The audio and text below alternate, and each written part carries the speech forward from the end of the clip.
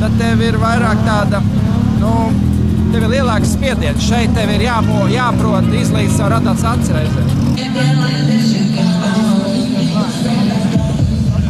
Rīgas domes vicemērs Andrijs Ameriks, kuru tagad līdzinās uz vēla pāraušanu, lai tas visār saprot, kas tur tāds drifts ir un kāpēc ir, kas viņš ir maršruts. Jāmeklē līdzekļi, ko var novirzīt arī driftam kaut kāds Latvijas budžetā. Es domāju, ka patiksies, jo Gatis nav tas, kurš nemāk līdzināt.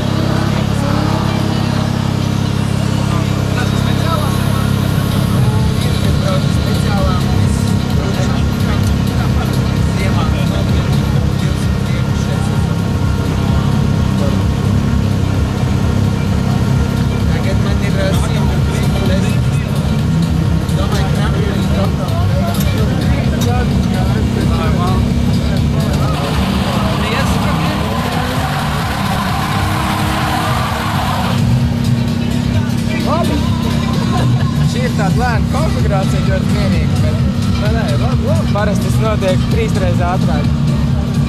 Labi, bet saka, ka 180 riepas gadā vajadzīgi. Vairāk. 200 pāri sezonu. Iespējams. Visas ļoti labas kvalitātes jaunas riepas. Jā. 200 pāri. 200 riepas. Vismaz. Uz minimumu. Un vēl plus mašīna. Jā. Protams. 200 riepas.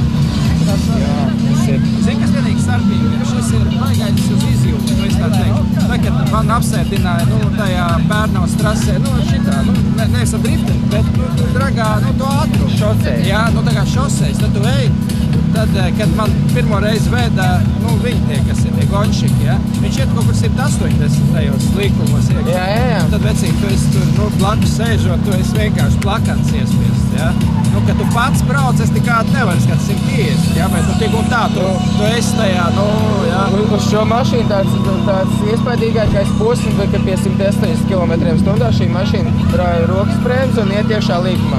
Saskarienās 180 km/h, tajā posmā ātrākais bija 210 km/h, čalis latviešu braucējs, ieskrienās, tad viņš tikai iet iekšā, sāspīdē. Tā kā tieši šosejā viņi brauc tādā ātrumā, mēs pie tāda ātruma raujam rokas bremzes. Tas tāds pieredzes vecums, šito turēt, ja? Šitā mašīna arī to var izdarīt. Jā. Labi, prieks bija iepazīties. Jā. Paši būvējam par savu naudu un nav atbalstītāju.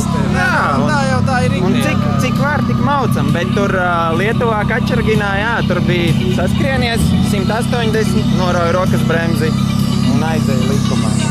Tajā brīdī tev kļūdīties ir ļoti maza robeža, kur tu drīkst kļūdīties, jo, kad tur izlido ārā, tas ir ļoti skarbi.